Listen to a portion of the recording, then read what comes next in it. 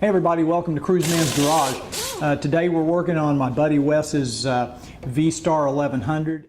The goal is we're going to replace the brakes. His brake rotors were very scored and just didn't look like they were doing a great job. Needs new brake pads anyway. Contacted our buddies over at EBC Brakes, and man, did they hook us up. They got us these EBC Pro Link contour rotors, and they are so cool. I know Wes is going to love it. We got new semi-centered brake pads. I have no idea what that means, but I think it's a good thing. They dissipate heat well. They improve your braking. So we're going to install those as well. I got a couple of sets of those we're going to put on the front.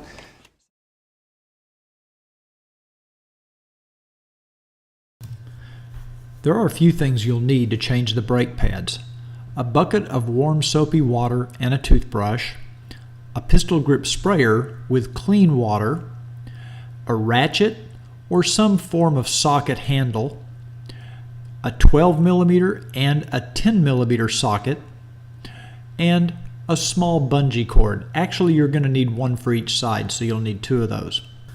Lastly, you'll need a torque wrench. Okay, I decided to move our video into my little garage because I have air conditioning in here and it's about 108 degrees outside, and my other garage is just too hot. Okay, so what we're going to do in the first step of this video series is we're going to replace our brake pads, and I'm going to remove the brake caliper on the right hand side. The process for doing this is exactly the same on the left hand side of the bike, so if I show you how to do the right hand side, you should be able to figure out very easily how to do the left hand side. Now before I get started, I'm just going to tell you what I'm going to do. Number one, I'm going to remove, there's a little bolt on the back here that holds this brake line, hydraulic line in place. I'm going to remove that bolt so that bracket will come free. The next thing I'm going to do is I'm going to loosen this retaining pin, and I want to loosen it while the caliper is still mounted to the front fork, so I have some leverage to break that bolt loose.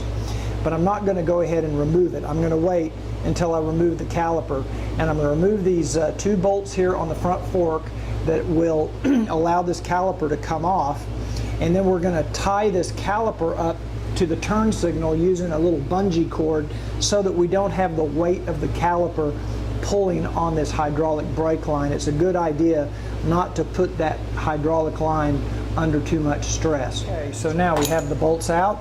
You could just kind of wiggle this off. As you can see, it comes right off the rotor. And now the caliper is off. It's in my hand.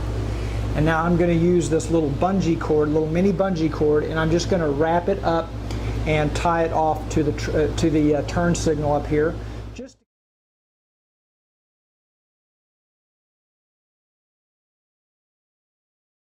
Now I'm going to go ahead and take this retaining pin out down at the bottom of this bolt. We're going to pull that out, and I'm holding the caliper closed. When I remove this bolt, this little arm here is going to swing down, and that's where the brake pads are going to be.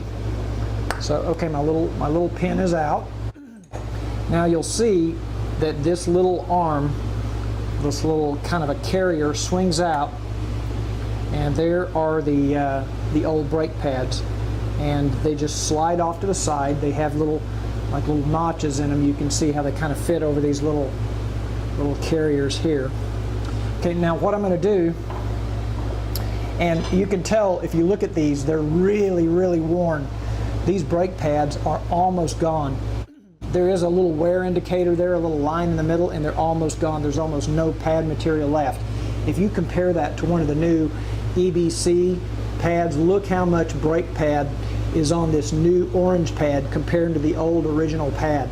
So Wes, none too soon on this guy. It was time. You're almost out of brake pad material. Okay, I've got a bucket of soapy water. I borrowed my girlfriend's toothbrush. She won't care. And we're going to start cleaning all this stuff off in here. And it's really, really grungy. I'm going to probably spend a good 5, maybe even 10 minutes just cleaning this stuff up because it's really, really dirty in here.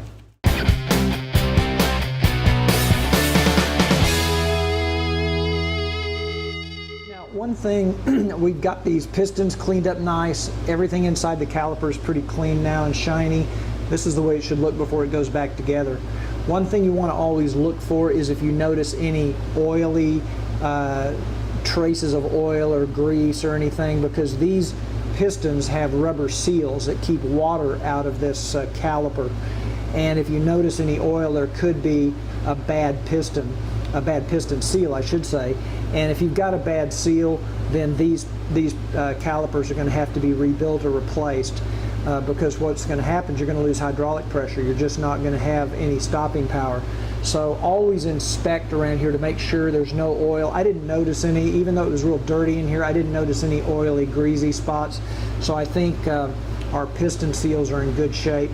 And now, before we put this back together, before we put our new brake pads back in, we need to compress these pistons down so that we can get our brake pads to fit in here so they'll fit back on the rotor.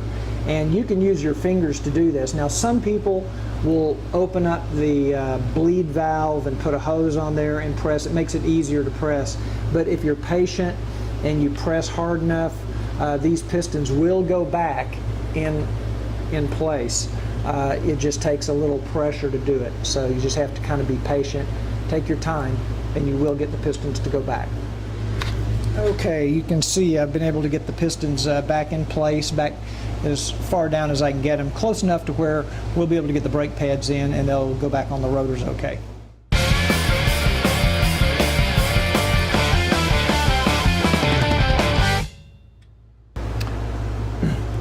Okay, so now we're ready to reinstall our caliper. Obviously the rotor is going to go right in this slot between these two pads. First I'm going to put my pin back in.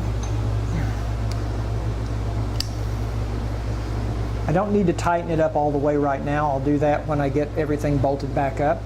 I'm going to undo my little bungee cord up here so that my caliper is now free. And now I should be able to slip everything back in place on the rotor.